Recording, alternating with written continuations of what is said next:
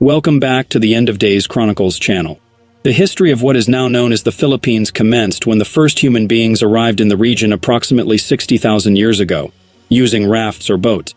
Diverse groups of people settled in the archipelago, and over time, some of these groups developed and established larger settlements. Over the course of thousands of years, these settlements evolved into early states, according to some scholars. Around 4000 BC, Austronesian-speaking people, including speakers of Malayo-Polynesian languages, began migrating to the Philippines in successive waves. Evidence suggests that a jade culture existed during the Neolithic era. By 1000 BC, the inhabitants of the archipelago had developed into four distinct types of people: tribal groups, warrior societies, the Petsi plutocracy, and the harbor civilization. It is worth noting that metallurgy reached the Philippines through trade with India between 300 and 700 AD. The seafaring people of the islands engaged in trade with Indianized kingdoms in the Malay archipelago and nearby East Asian principalities, incorporating influences from Buddhism and Hinduism. The presence of extensive trade networks and the exchange of artifacts and goods, such as glass, agate, gold, and ear ornaments, suggests that imported items were present in the region, including archaeological sites in the Philippines, Thailand, and Taiwan.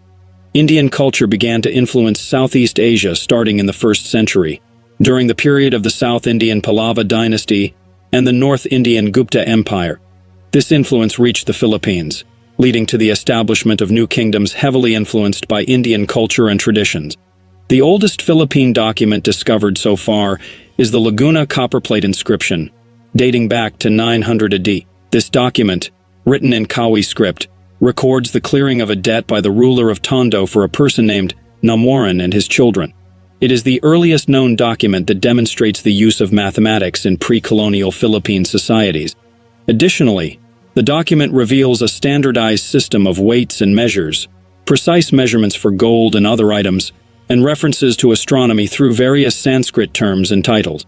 The culture and society of the Manila Bay area, as depicted in the document, were a fusion of Hindu and Old Malay influences, similar to the cultures of Java, Peninsular Malaysia, and Sumatra at that time. In the years leading up to 1000 AD, there were already several maritime societies in existence in the islands, but there was no unified political state encompassing the entire Philippine archipelago. Instead, there were separate political entities. The region was divided into numerous semi-autonomous city-states governed by the plutocracy, while various states coexisted with highland society. These smaller structures sometimes formed part of, or were influenced by larger Asian empires like Majapahit. Around 1225, the nation of May, a Buddhist pre-Hispanic Philippine island state centered in Mindoro, thrived and attracted traders and shipping from the Kingdom of Ryukyu to the Empire of Japan. Xiaojiaqua, a customs inspector from Fujian Province, China, described trade with this pre-colonial state and highlighted the honesty of its people in business transactions. During the 1300s, much of what is now Indonesia was under the rule of the Hindu Majapahit Empire. This empire exerted control over Luzon Island and the Sulu archipelago, and as its influence grew in these islands, skirmishes and battles also took place. Local tribes engaged in incessant guerrilla warfare against the empire. In time, the kingdoms of Luzon regained their independence from Majapahit after the Battle of Manila in 1365. The Sultanate of Sulu also regained independence and sought revenge by attacking the Majapahit province of Brunei. However, a fleet from the capital of Brunei drove them out. The collapse of the Majapahit Empire came with the onset of the Islamic era in Indonesia, as its provinces gradually seceded and became independent sultanates.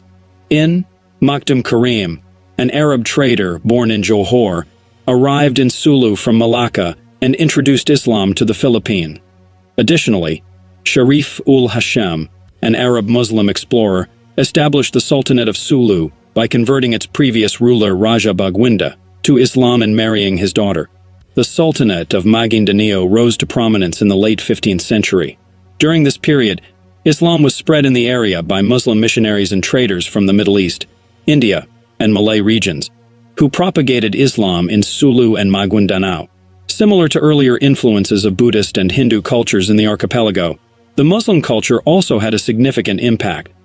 When Brunei seceded from the Majapahit Empire, they imported the Arab emir from Mecca, Sharif Ali, and became an independent sultanate. The new religion, Islam, began to take root in the Philippines through conquest and conversion of local leaders in the subsequent decades.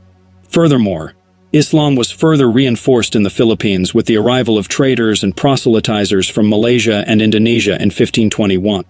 The Spanish, on the other hand, reached the archipelago through the expedition led by Portuguese-born Spanish explorer Ferdinand Magellan, who circumnavigated the globe.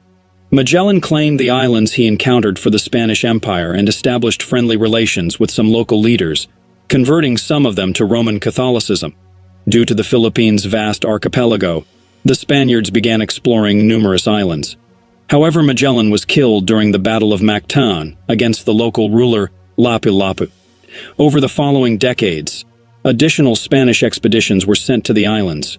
In 1543, an expedition was led to the islands, naming them the Philippines in honor of Philip of Austria, who became Philip II of Spain on January 16, 1556. The name was later extended to encompass the entire archipelago. During the Spanish era, European colonization began in earnest when Spanish explorer Miguel López de Legazpi arrived from Mexico in 1565 and established the first European settlements in Cebu through diplomatic and military annexation of certain lands, incorporating local states including the Kingdom of Tondo. The Spaniards designated Manila as the capital of the Spanish East Indies in 1578. The Castilian War erupted between the Christian Spaniards and Muslim Bruneians over control of the Philippine archipelago. The Christian troops were diverse, consisting of people under Spanish rule, including Native Americans such as Aztecs, Mayans, and Incans, who were gathered and sent from Mexico and South America to be led by Spanish officers who had previously worked with native Filipinos in military campaigns across Southeast Asia. The Muslim side was also diverse, receiving support from the Ottoman Empire with troops consisting of Malay warriors and expeditionary forces sent by the Ottomans, including Turks, Egyptians, Swahilis, Somalis, Indians, and others. The conflict ended with a status quo antebellum. Just 20 years after the conquest of Luzon, notable progress was made in the colonization of the islands and the spread of Christianity. A cathedral was constructed in the city of Manila, along with an episcopal palace. Monasteries and churches were built across the islands, and an increasing number of people converted to Christianity. Moreover, Spanish and Mexican families settled in the newly acquired lands, establishing stronger communities. A significant portion of the archipelago came under Spanish rule, leading to the creation of the first unified political structure known as the Philippines. Spanish colonial rule brought the introduction of Christianity, the implementation of a legal code, and the establishment of the oldest modern university in Asia. Initially, the Philippines was ruled by the Mexico-based Viceroyalty of New Spain, but later, the colony came under direct governance by Spain. In the following centuries, many local people revolted against the Spanish authorities due to various abuses. The Spanish rule came to an end after the Spanish-American War in the late 19th century. In 1898, the Philippines became a territory of the United States, which established insular governments to administer the island. In 1907, an elected assembly was set up, marking the introduction of popular elections. The United States promised independence to the Philippines through the Jones Act, and in 1935, the Philippine Commonwealth was established as an interim step towards full independence, which was expected to be achieved after a 10-year period. However, before gaining complete freedom, the Philippines was occupied by Japanese forces during World War II. In 1945, the U.S. liberated the Philippines, and the Treaty of Manila in 1946 established an independent Philippine Republic. The period of independence was characterized by internal conflicts, a brief period of dictatorship, but also significant progress and development. Manuel Roxas became the first president of the Independent Republic of the Philippines. The United States officially granted sovereignty over the Philippines on July 4, 1946, as scheduled. However, the Philippine economy remained highly reliant on U.S. markets. Roxas passed away suddenly in April 1948, and Vice President Elpidio Quirino assumed leadership until 1953. There were some communist partisans in the islands, but they were defeated in the 1950s. Another important event occurred in the mid to 1960s, when Ferdinand Marcos came to power in 1965 and ruled until 1986. This era included the final years of the Third Republic from 1965 to 1972, followed by the Philippines under martial law from 1972 to 1981. Marcos's rule was marked by dictatorship and instability. Ferdinand Marcos was removed from power, and Maria Corazon Aquino took over. Since then, 5 other presidents have governed the Philippines. Thank you for watching. See you in the next updated videos.